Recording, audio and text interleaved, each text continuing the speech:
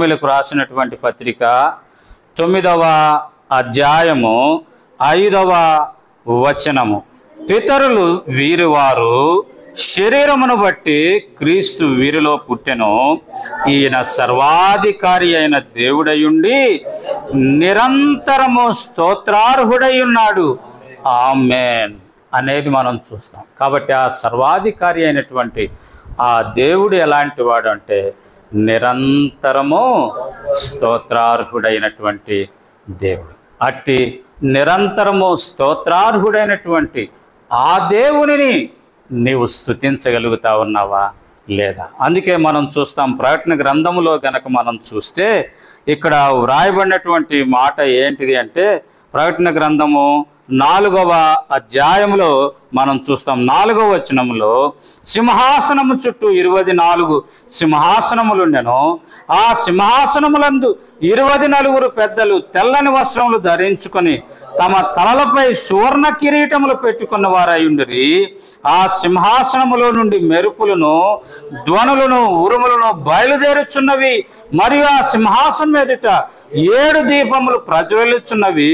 అవి దేవుని 7 ఆత్మలు. అయితే 8వ వచనంలో మనం చూస్తా ఉన్నాం అవి ఆ భూత వర్తమాన భవిష్యత్ కాలముల యందుండు సర్వాధికారియు దేవుడు నగు ప్రభువు పరిశుద్ధుడు పరిశుద్ధుడు అని మానక రాత్రింబవళ్ళు ఏం చేస్తా ఉన్నాయంట రాత్రింబవళ్ళు చెప్పుచున్నాయి. కాబట్టి అక్కడ సర్వాధికారి అయిన ప్రభు పరిశుద్ధుడు పరిశుద్ధుడు పరిశుద్ధుడని మానక రాత్రింబవళ్ళు దివారాత్రములు మరి స్తోత్రగానములు చేయబడతా ఉన్నటువంటి ఆ ప్రభువుని నీవు స్తుతించగలుగుతా ఉన్నావా లేదా కదా? మనం ఆరాధన వర్తమానం అయిపోయిన తర్వాత పదే పదే ఆరాధించండి ఆరాధించండి ఆరాధించండి అనేటువంటి మాటలు మనకు వినిపిస్తూ ఉన్నాయి కదా అండి. ఆయన నీ హృదయానికి అధిపతి అయితే ఆయనను ఆరాధించకుండా ఉండలేము. ఆయనను ఆరాధించకుండా ఆయనను గణపరచకుండా ఉండలేమనేటటువంటిది మనం చూస్తాం. కాబట్టి ఆయన స్తోత్రార్హుడైనటువంటి దేవుడు. ఆయన పరిశుద్ధుడు పరిశుద్ధుడు పరిశుద్ధుడని గాన ప్రతిగానములతో స్తుతించబడుతూ ఉన్నటువంటి దేవుడు అనేటటువంటిది మనం చూస్తాం. ప్రకటన గ్రంథం 16వ అధ్యాయము 4వ వచనాన్ని గనక మనం చూస్తే ప్రకటన గ్రంథము 16వ అధ్యాయము 4వ వచనం గనక మనం చూస్తే 3వ దూత తన పాత్రను నదులలోనూ జలధారలను కుమ్మరింపగా అవి రక్తమాయను. అప్పుడు వర్తమాన భూత కాలములలో ఉండు పవిత్రుడా పరిశుద్ధుల రక్తమును ప్రవక్తల రక్తమును వారు కార్చినందుకు తీర్పు తీర్చి వారికి రక్తము త్రాగనిచ్చితివి. 7వ వచనం అందుకు అవును ప్రభువా దేవా సర్వాధికారి నీ తీర్పులు సత్యములను న్యాయములనై ఉన్నవని బలిపీఠము ఎదుట వింటిమి. కాబట్టి ఆయన ఎలాంటి వాడంటే మొదటిది ఆయన స్తోత్రార్హుడు, రెండవదిగా ఆయన పరిశుద్ధుడని గణపరచబడతా ఉన్నవాడు, మూడవదిగా ఆయన సత్యమైన న్యాయమైన తీర్పు తీర్చేవాడు అనేది. అంటే దాని అర్థం ఏంటిది అంటే ఆయన సత్యవంతుడు ఆయన న్యాయవంతుడు అనేటటువంటిది మనం అక్కడ జ్ఞాపకం చేసుకుంటా ఉన్నాం. నాలుగవదిగా మనం గమనిస్తే 19వ అధ్యాయము 15వ వచనం 19వ అధ్యాయము 15వ వచనం చూస్తే జనములు కొట్టుటకై ఆయన నోట నుండి వాడిగల ఖడ్గము వెడలుచున్నది. ఆయన ఇనుప దండ్ల చేత్తోను వారిని ఏలును.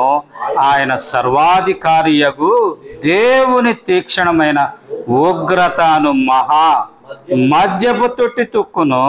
రాజులకు రాజును ప్రభువులకు ప్రభును అను నామము ఆయన వస్త్రం మీదను తొడ మీదను వ్రాయబడి ఉన్నది అనేటటువంటిది మనం అక్కడ చూస్తా ఉన్నాం. కాబట్టి ఆ సర్వాధికారి అయినటువంటి ఆ దేవుని యొక్క తీక్షణమైనటువంటి ఉగ్రత అనేటటువంటిది మనం చూస్తాం. ఇందాక మనం చూస్తూ వచ్చాం 7వ అధ్యాయంలో 6వ అధ్యాయం అనుకుంటా కదా, ఆ గొర్రె పిల్ల యొక్క మహా ఉగ్రత దినము వచ్చాను.